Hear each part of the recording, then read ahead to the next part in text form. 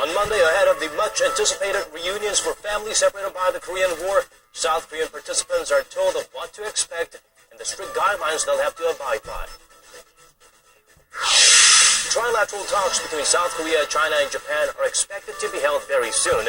Topping their discussions will be a possible joint statement against North Korea's nuclear ambitions.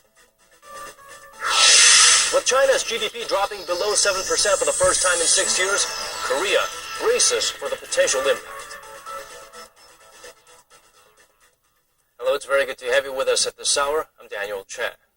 Let's begin with the highly anticipated inter-Korean family reunions. Ours probably feels like minutes to South Koreans who are in Gangwon-do province, where they will finally get to meet their long-lost relatives living in North Korea. Kwon So-hwa takes us to Sokcho, where emotions are running high. In anticipation of meeting their families, split by the Korean War more than 6 decades ago, South Koreans from across the country gathered in Sokcho, some of them early in the morning, for the 20th Inter-Korean Family Reunion event. They are the lucky ones chosen by a random selection system who beat out 663 to 1 odds. Many of them have so many questions in mind for their relatives in the north, like Jung-nam, who will be seeing his uncle. First of all, I want to ask about what it's like in the north, because it's so different from here. I'm also curious about how he's lived and how his family's doing. Kang Young-ok is going to meet her sister Young-suk. She was 13 and her sister 18 the last time they saw each other. I made this pencil case for her. Other things I couldn't bring because they're too big and big things are not allowed. Lee Deok-young is also part of the group of 389 South Koreans who will head to the reunion venue in Mount Kumgang to gather with the 96 North Koreans who applied to see their families in the south. We didn't know because we lost contact that our brother applied. 5 of us are going to meet our oldest brother. All of these people, if nothing else, have one thing in common. They are old now, and so are the some 66,000 separated families still alive. The whereabouts of around 30,000 separated families have been confirmed. From now on, this event must become a regular one. Over the course of 3 days, the families will meet 6 times for 2 hours. During the second round, 90 people from the south will meet with 188 from the north. And this time, due to Seoul's Unification Ministry's request, the families will get an extra hour to say their goodbyes on the last day of the event. The 2 hours of farewell will be one of the most precious 2 hours of their life, as the families know that it's probably going to be the last farewell. Kwon So-hwa, Arirang News, Sokcho. Turning our attention to other stories now, North Korea will top discussions when South Korea, China, and Japan meet in coming weeks. The 3 countries are expected to voice opposition against Pyongyang's nuclear weapons development. For details on the move that's sure to further pressure the reclusive state, here's Connie Kim. A joint declaration, including opposition of North Korea's nuclear weapons program, is expected to be adopted by the 3 countries, South Korea, China, and Japan, when they meet during a trilateral summit in coming weeks. Government authorities said Monday the 3 countries are in the final stage of deciding on the details and the form of the joint declaration. While the document will focus on trilateral cooperation, the 3 nations are forecast to pressure Pyongyang to abide by United Nations Security Council resolutions that ban the regime's nuclear and missile programs and promise to resume the long-stalled 6-party nuclear talks. The 6-party talks involving the 2 Koreas, Japan, China, the U.S., and Russia was stalled in late 2008 when Pyongyang walked away from the negotiating table. Experts say that following recent but separate bilateral summits among South Korea, the U.S., and China, the joint declaration will have significance in ramping up pressure against the nuclear state. The presidents of South Korea, the U.S., and China had promised to support a peaceful Korean peninsula, calling on the North to refrain from provocations. The joint document is also expected to underscore the importance of facing history, referring to Japan's historical tensions with neighboring countries. Due to ongoing diplomatic tensions over historical and territorial issues, the last trilateral summit was held in 2012. Connie Kim, Arirang News. South Korean President Park Geun-hye carried out a cabinet reshuffle on Monday, replacing 2 ministers, 6 vice ministers, and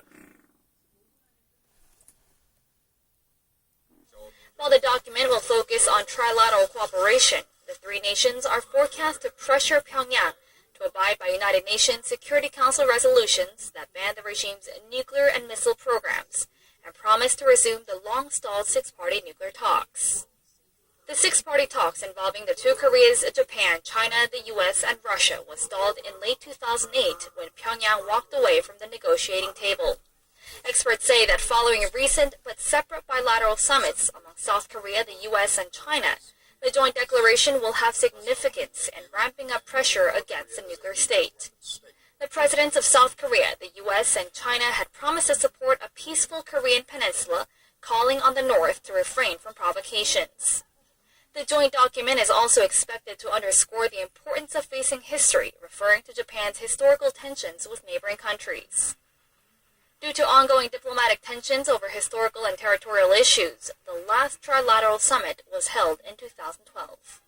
Connie Kim, Arirang News. South Korean President Park Geun-hye carried out a cabinet reshuffle on Monday, replacing 2 ministers, 6 vice ministers, and her senior presidential secretary for foreign affairs.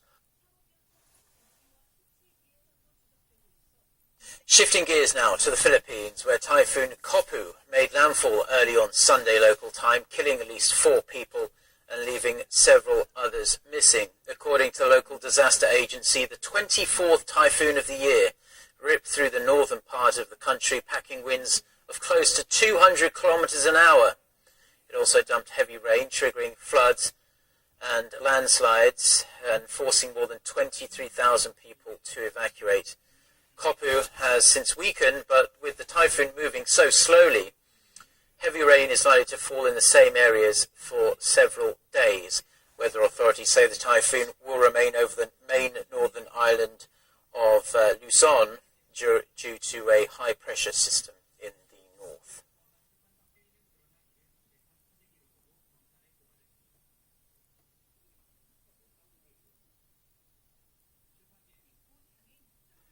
Korea's focus on reducing childcare expenses for families in an effort to boost the country's chronically low birth rate has not proven to be very much effective, so instead the government is shifting its attention to create a better environment for young married couples. Korea's focus on reducing childcare expenses for families in an effort to boost the country's chronically low birth rate has not proven to be very much effective, so instead the government is shifting its attention to create a better environment for young married couples who are just getting started. Kim Min-ji looks at whether the move could help alleviate the problem down the road. Create a better environment for people to get married and have children.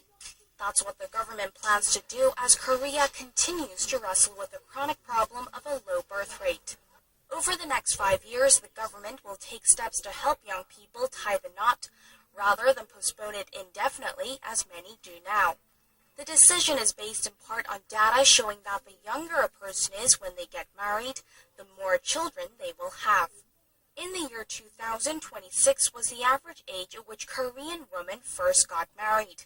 But by 2013, it had risen to 30. The proportion of single people aged 25 to 39 has also risen, nearly doubling in the past 10 years. None of this is good news for Korea, as women who got married before they were 25 had 2 children on average, while those who tied the knot after age 35 had just 1. We believe that reducing the burden when it comes to finding housing or getting a good education or a stable job will prevent young couples from postponing marriage. To accomplish that, the government is hoping to increase the number of jobs for young people. By 2017, it plans to create 40,000 new positions in the public sector while supporting job creation efforts initiated in the private sector. Housing is another problem for young married couples who are just getting started. To help them, the government will expand the housing loans for newly married couples, as well as ease the qualifications for housing support. In addition, any expenses related to pregnancy or childbirth will be included under the country's national medical insurance plan by 2017, and new childcare policies will be implemented to prevent working mothers from leaving the workforce. 김민지, 아리랑 뉴스.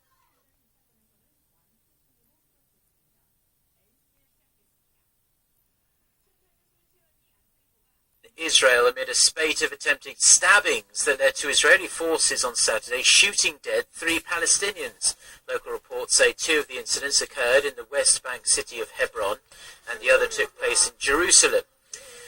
CNN reports that a Palestinian news agency says the Palestinians had not been carrying knives and the Israelis simply shot them. Unrest has been growing since last month. 8 Israelis have been killed in stabbing attacks. Around 40 Palestinians have been shot dead over the same period.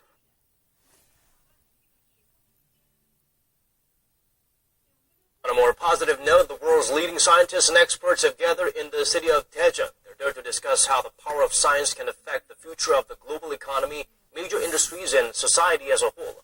Woo Se-young takes us to Korea's hub of science and technology for the latest on the World Science Forum. With scientific development proliferating by the day, how should the global society respond to such changes and create a better world? Nobel Prize laureate scientists and leaders from around the world gathered on Monday in the city of Daejeon to address this question and more at the World Science and Technology Forum. The 5-day event kicked off with a speech from renowned economist Jeremy Rifkin. It's becoming clear that we're on the cusp of a new economic paradigm based on a new approach to science and technology that might allow us to chart a new journey for the human race, if we can get there in time. Experts held sessions throughout the day to discuss topics like innovation and the future of production. 3D printing is going to completely overhaul our manufacturing landscape. If you think about the impact to supply chain, to distribution, to building a distributed manufacturing layer where things aren't produced in one location and shipped across the world, but they're produced in every location. You download a file, you go to your local Kinko's, you print something out, and you have a finished product. The theme of creating a common future also had scientists sharing their views on global issues, like curbing climate change and poverty through sustainable and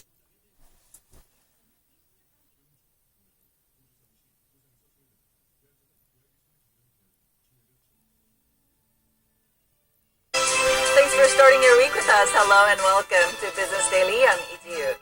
We have a lot on our plate today, so let's first get started by taking a quick glimpse at today's highlights. The price competitiveness of Korean exporters sits at a 6-year low, mainly due to the strong won.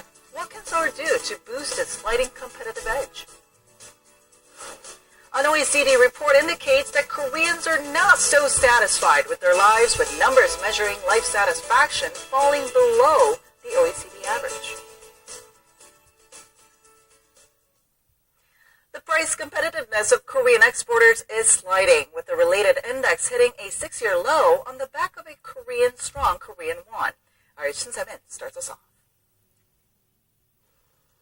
Korea's exports, a key driver of the economy, are feeling the heat from falling foreign currencies and the strength of the Korean won. Korea Trade Investment Promotion Agency says the country's leading export sentiment index was just 45.4 in the third quarter of this year, the lowest it has been since the figures were first compiled back in 2009. The corresponding figure stood at 53.6 in the second quarter of 2011, but it has been on the slide ever since, unable to rise above the 50-point mark. Analysts say the fall in export sentiment is largely being driven by global currency depreciations, with multiple countries using monetary easing to make their goods cheaper on the global stage. The agency notes that while China and Japan have engaged in aggressive quantitative easing to depreciate their currencies, Korea's currency has remained relatively strong. Data by Statistics Korea and investment and securities firms show that Korean won to US dollar exchange rate from January 2010, expressed as a base of 100, remained mostly unchanged in the third quarter this year at 100.7. On the other hand, the Japanese yen